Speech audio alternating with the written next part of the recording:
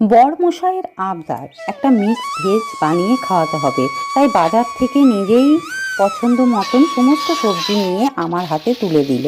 তারপরে আমি সেই সবজিগুলোকে ভালো করে কেটে ধুয়ে নুন হলুদ মাখিয়ে সেগুলো কড়াইয়ে তেল দিয়ে ভেজে নুন হলুদ দিয়ে ভেজে ভালো করে সেগুলো তুলে রাখলাম।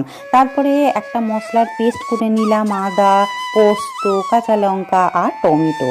তারপরে কড়াইয়ে দিলাম সামান্য তেল আর ঘি, জিরে ফোড়ন আর তেজপাতাও দিলাম। তারপরে সেইটাকে মশলাটাকে আগে তেলের মধ্যে দিয়ে ভালো করে কষিয়ে নিলাম যাতে আদার কাঁচা গন্ধটা চলে যায়।